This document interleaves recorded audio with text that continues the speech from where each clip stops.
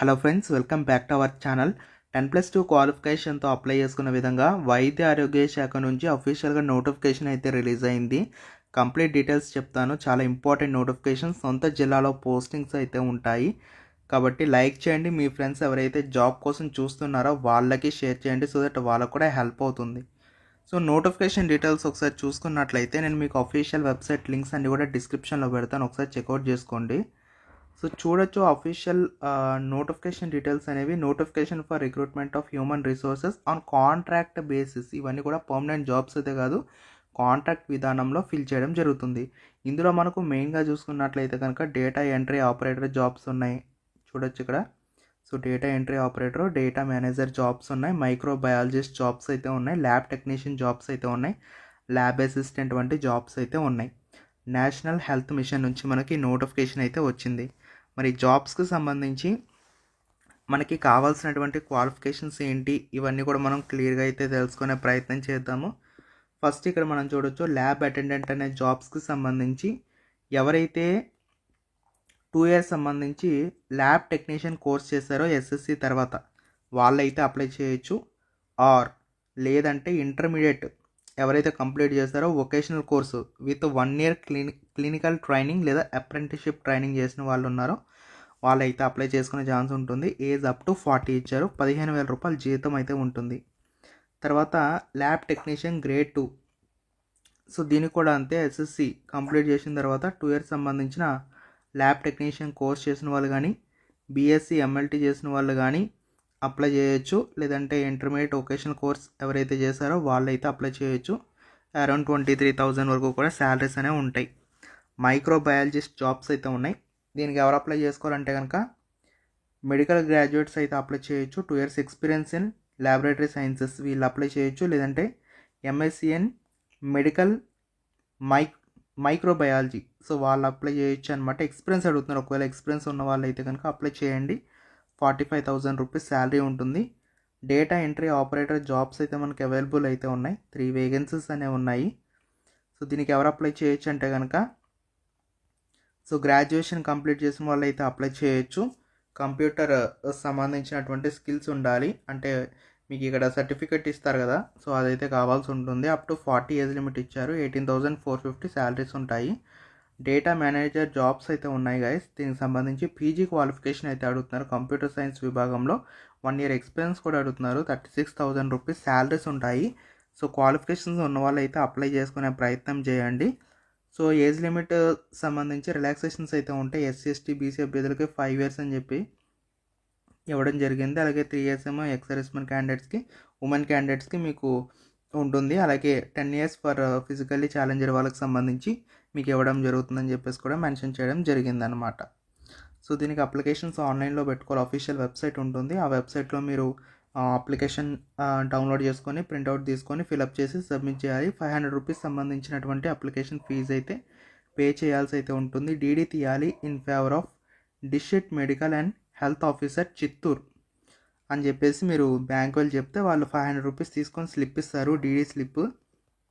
So అది జాగ్రత్త పెట్టుకోండి. సో మీరు అప్లికేషన్ని ఫిల్ చేసే టైంలో అది యూజ్ అవుతుంది. సో ఆ అప్లికేషన్ని ఫిల్ చేసేటప్పుడు మీరు అప్లికేషన్ ఫామ్ కూడా నేను డిస్క్రిప్షన్లో పెడతాను, దాన్ని డౌన్లోడ్ చేసుకొని ప్రింట్అవుట్ తీసుకోండి. నేను మీకు చూపిస్తాను ఎలాగ ఉంటుందో. అప్లికేషన్ ఫామ్ ఇలా ఉంటుంది. దీన్ని డౌన్లోడ్ చేసుకొని మొత్తం ఫిల్ చేసేసి వాళ్ళు అడుగుతున్నటువంటి లిస్ట్ ఆఫ్ డాక్యుమెంట్స్ అన్నీ అటాచ్ చేసి డీడీ పర్టికులర్స్ అన్నీ కూడా మెన్షన్ చేసేసి వాళ్ళకి మీరు సబ్మిట్ చేయాల్సి ఉంటుంది.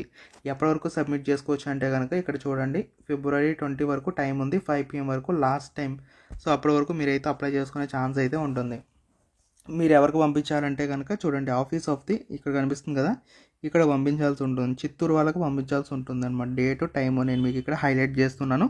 ఆ పర్టికులర్ డేట్కి ఆ పర్టికులర్ టైంకి మీరు సబ్మిట్ చేసి ఉండాలి. మీరు పెట్టాల్సినటువంటి లిస్ట్ ఆఫ్ డాక్యుమెంట్స్ అన్నీ కూడా ఇవ్వడం జరిగింది. లిస్ట్ ఆఫ్ డాక్యుమెంట్స్ అన్నీ కూడా అటాచ్ చేసేసి సో మీరు అప్లికేషన్ ఏదైతే ఉంటుందో అప్లికేషన్తో పాటు ఇచ్చినటువంటి లిస్ట్ ఆఫ్ డాక్యుమెంట్స్ అన్నీ కూడా ఎన్వలప్ కవర్లో పెట్టేసేయండి. ఎన్వలప్ కవర్లో పెట్టేసి టాప్ సైడ్లో ఏమని రాయాలంటే ఇక్కడ కనిపిస్తుంది కదా, application for the post of అని చెప్పి మీరు ఏ పోస్ట్కి అప్లై చేస్తున్నారో ఆ పోస్ట్ నేమ్ అయితే మెన్షన్ చేయాల్సి ఉంటుంది. ఆధారు, మొబైల్ నెంబర్స్ మ్యాండేటరీగా మెన్షన్ చేయాలి ఖచ్చితంగా, లేకపోతే రిజెక్ట్ చేసే అవకాశాలు ఉంటాయి. మీరు ఇంకా అప్లికేషన్తో పాటు ఏమేమి జోడించాలి ఏంటి ఇవన్నీ కూడా చూద్దాము.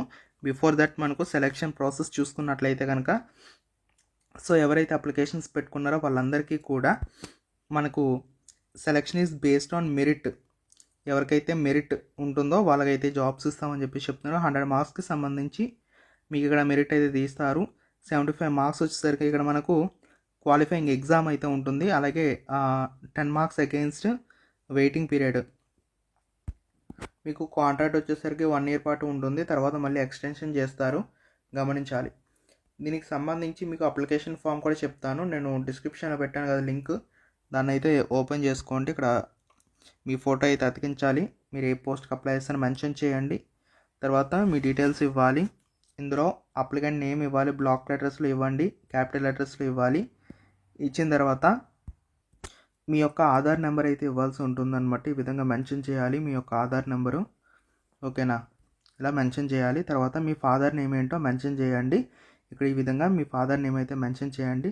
మీ యొక్క అడ్రస్ అయితే ఇచ్చేసేయాల్సి ఉంటుంది. తర్వాత మీ యొక్క కాంటాక్ట్ డీటెయిల్స్ ఇవ్వాలి, మీ ఫోన్ నెంబర్ ఇవ్వండి. తర్వాత మీరు మేలా ఫీమేలా మెన్షన్ చేసి రిలీజియన్ అయితే పెట్టండి. డేట్ ఆఫ్ బర్త్, మీ యొక్క సోషల్ స్టేటస్ ఏంటి, మీ క్యాస్ట్ ఏంటి మెన్షన్ చేయాలి. ఇక్కడ మీ క్యాస్ట్ అయితే మెన్షన్ చేసేసి మీకు రిలాక్సేషన్ అనేది ఉంటుందా లేదా ఇవన్నీ డీటెయిల్స్ అని ఇవ్వండి నార్మల్గా. తర్వాత మీ యొక్క స్టడీ గురించి అయితే ఇవ్వాల్సి ఉంటుంది. ఎక్కడ చదువుకున్నారు, ఎప్పుడు చదువుకున్నారు, ఏ జిల్లాలో చదువుకున్నారు, ఈ డీటెయిల్స్ అన్ని ఇవ్వాలి. ఎడ్యుకేషనల్ క్వాలిఫికేషన్కి సంబంధించిన డీటెయిల్స్ అన్ని కూడా ఇక్కడ క్లియర్గా ప్రాపర్గా మెన్షన్ చేయండి. మొత్తం అన్నీ కూడా ఏవైతే ఉన్నాయో అవన్నీ మెన్షన్ చేయాలి. ఇఫ్ ఇన్ కేస్ మీకు ఏదైనా ఎక్స్పీరియన్స్ ఉందనుకోండి, ఎక్స్పీరియన్స్ డీటెయిల్స్ అన్నీ కూడా ఇక్కడ మీరు మెన్షన్ చేయాల్సి ఉంటుంది ప్రాపర్గా. ఎన్ని సంవత్సరాల పాటు ఉంది ఏంటి అని చెప్పేసి. ఇక ఫైనల్గా మీరు ఏం చేయాలి అంటే ఇక్కడ ఈ విధంగా సైన్ చేసేసేయండి. సైన్ చేసేస్తే కనుక సరిపోతుంది డిక్లరేషను. సో దాంతోపాటు లిస్ట్ ఆఫ్ డాక్యుమెంట్స్ ఏవైతే ఉన్నాయో అవన్నీ కూడా మీరు అక్కడ పెట్టాల్సి ఉంటుందన్నమాట. ఇందులో మీ యొక్క ఎస్ఎస్సి మెమో కావచ్చు, మార్క్ షీట్స్ కావచ్చు, ప్రొవిజనల్స్ కావచ్చు, మీ క్యాస్ట్ కావచ్చు, స్టడీ కావచ్చు. ఫిజికలీ హ్యాండిక్యాప్డ్ వాళ్ళైతే మీకు సంబంధించి ఒక సర్టిఫికెట్ ఉంటుంది, దాన్ని మెన్షన్ చేయాలి. తర్వాత ఆధార్ కార్డు, తర్వాత 500 రూపీస్ మీరు డీడీ తీస్తారు కదా, ఆ డీడీ స్లిప్ మొత్తం అన్నీ కూడా అటాచ్ చేసేసి ఏదైతే అడ్రస్ ఉందో ఈ అడ్రస్కి సబ్మిట్ చేయాలి. ఎప్పటి వరకు సబ్మిట్ చేయొచ్చు అంటే February 20 ఈవినింగ్ 5 PM వరకు సబ్మిట్ చేయొచ్చు. సో ఇదన్నమాట ఓవరాల్గా నోటిఫికేషన్ డీటెయిల్స్. ఇంట్రెస్ట్ ఉన్నటువంటి క్యాండిడేట్స్ అయితే అప్లై చేసుకోవచ్చు. మంచి నోటిఫికేషన్. మనకు కాంట్రాక్ట్ పీరియడ్ 1 ఇయర్ ఉన్నప్పటికీ కూడా 1 ఇయర్ కంప్లీట్ అయిపోయిన తర్వాత మీకు ఎక్స్టెన్షన్ చేసే అవకాశాలు అయితే ఉంటాయి, ఓకేనా? ఈ ఫామ్ కూడా మీకు డిస్క్రిప్షన్లో ఉంటుంది, ఒకసారి మీరు డౌన్లోడ్ చేసుకుంటే మీకు డౌన్లోడ్ అవుతుంది. ప్రింట్అవుట్ తీసుకొని ఫిలప్ చేసేసేయండి. ఫిలప్ చేసేసి ఏవైతే లిస్ట్ ఆఫ్ డాక్యుమెంట్స్ ఉంటాయో అన్నీ కూడా అటాచ్ చేసేసి మీరు ఒక ఎన్వలప్ కవర్ తీసుకొని దాని మీద పెట్టాలి. నేను ఆల్రెడీ చెప్పినట్టు ఎన్వలప్ కవర్ తీసుకోండి. పైన application for the post of ఏ పోస్ట్కి అప్లై చేస్తారో ఆ పోస్ట్ నేమ్ మెన్షన్ చేసేసి మీరు టు అడ్రస్, ఫ్రమ్ అడ్రస్ ఇవన్నీ కూడా మెన్షన్ చేసి సబ్మిట్ చేయండి, ఓకేనా? February 20 వరకు రీచ్ అయ్యే విధంగా సబ్మిట్ చేయండి, సరిపోతుంది.